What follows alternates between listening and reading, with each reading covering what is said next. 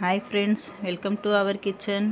இன்றைக்கி நம்ம சேனலில் என்ன வீடியோன்னு பார்க்கலாங்களா? ஒரு சூப்பரான ஒரு மோர் குழம்பு, அதுவும் ஐயராத்து மோர் குழம்பு தான் இன்றைக்கி நம்ம வெள்ளை பூசணிக்காய் போட்டு பண்ண போகிறோம்.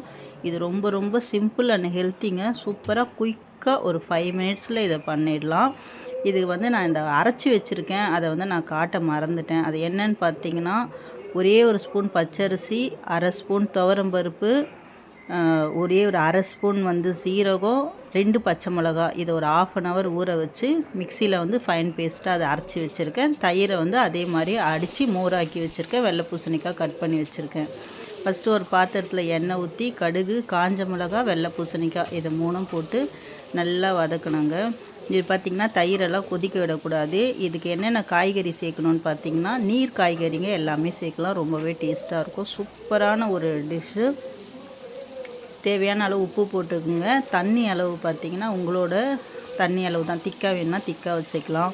எங்களுக்கு கொஞ்சம் தண்ணியாக ஊற்றி சாப்பிட்டா பிடிக்கும், அதனால் நான் கொஞ்சம் தண்ணியாக வச்சுருக்கேன். இது அரைச்சி வச்சுருக்கேன் பார்த்திங்களா. இது கொஞ்சம் போல் அந்த வெள்ளை பூசணிக்காவை நல்லா எண்ணெயில் வதக்கிட்டு அரைச்சி வச்சுருக்கேன். அந்த பேஸ்ட்டு அரிசி, துவரம்பருப்பு, இஞ்சி சொல்ல மறந்துட்டேன். இஞ்சி, பச்சை மிளகாய், ஜீரகம் இது போட்டு நல்லா ஃபைன் பேஸ்ட்டாக அரைச்சி வச்சுருக்கிறேன். அதையும் போட்டு இதில் நல்லா ஃபஸ்ட்டு இதை தான் கொதிக்க வேணும்.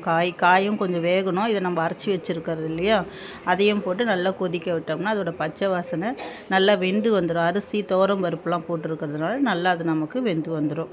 கொஞ்சம் போல் மஞ்சத்தூள், ஏன்னா தயிர் சேர்த்துருக்கோம். நீர் காய்கறி வேறு. இது கொஞ்சம் ரெய்னி சீசன், வின்டர் சீசன்றதுனால நமக்கு இதுவும் கொஞ்சம் சேர்த்துக்கலாம்.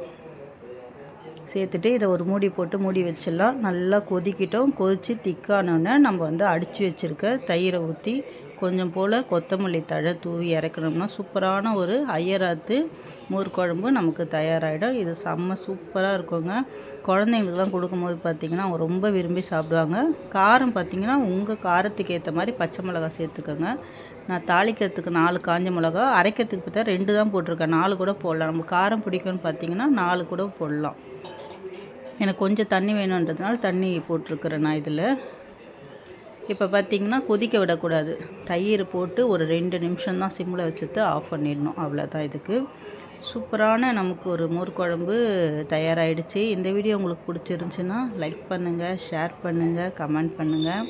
மறக்காமல் நம்ம சேனலை சப்ஸ்கிரைப் பண்ணிக்கோங்க ஃப்ரெண்ட்ஸ். நிறைய பேர் சப்ஸ்கிரைப் பண்ணாமையே நம்ம சேனலை பார்த்துட்ருக்கீங்க.